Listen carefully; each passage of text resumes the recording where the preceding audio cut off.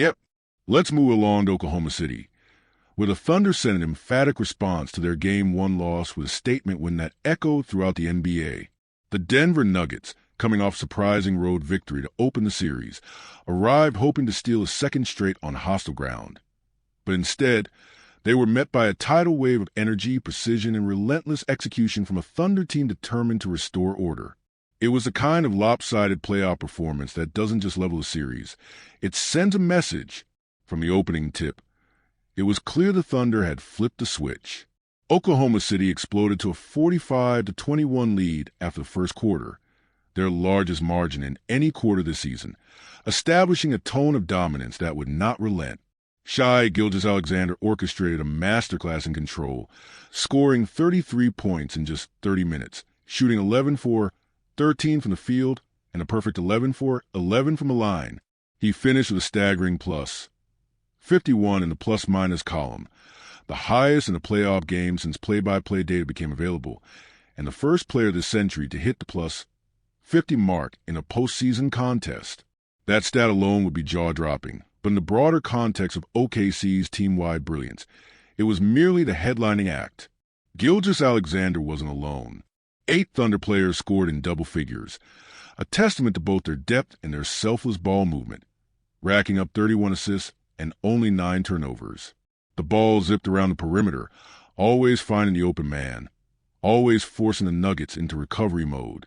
Jalen Williams, Cason Wallace, and Isaiah Joe all played vital roles, with the bench unit contributing efficiently and energetically, extending leads rather than merely preserving them.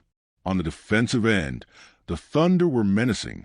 Rookie big man Chet Holmgren shook off his late-game struggles from Game 1 with a defensive showcase, blocking shots, altering others, and cleaning the glass with poise and determination. OKC's perimeter defenders swarmed Denver shooters, forcing the Nuggets into 20 turnovers, many of which turned directly into transition buckets. Lou Dort hounded ball handlers relentlessly. Aaron Wiggins made impactful plays at both ends, and collectively, the Thunder turned defense into instant offense, piling on fast break points that demoralized the defending champions. By halftime, the Thunder had 87 points, the most they've ever scored in a half in postseason history, and tied for the most in any playoff half ever. The margin was 31 at the break. The second half was mere formality. The Thunder never let up, never gave the Nuggets even a sliver of daylight. The final score, 149-106, felt both shocking and inevitable given the nature of the contest. For Denver, there was no solace to be found. Nikola Jokic, the 2-time MVP and offensive engine of the Nuggets, had one of the worst playoff outings of his career. He finished with 6 field goals, 6 turnovers, and fouled out. His plus-minus of -36 was the lowest of his postseason life. Jamal Murray couldn't find rhythm. Michael Porter Jr. was a non-factor, and the bench offered no resistance. When asked what went wrong, even the most seasoned analysts were left grasping for answers. It wasn't what the Nuggets failed to do. It was what Oklahoma City did to them, from wire to wire, without mercy. Gilgeous-Alexander, ever poised, downplayed the significance of margin, emphasizing that a win is a win, whether by 2 or 43. His message was clear. It's 1-1. It was a veteran's mindset from a player now firmly entrenched in the MVP conversation.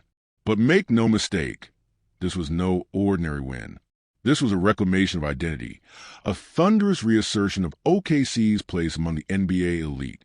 Game 3 now shifts to the high altitude of Denver, where the Nuggets will need to regroup and respond. But the blueprint has been drawn. Oklahoma City, the youngest team in the postseason, just showcased what happens when youth meets focus, when energy is paired with discipline, and when stars lead but everyone contributes. This wasn't just a win. It was a warning. The Thunder are here, they're for real, and they're coming.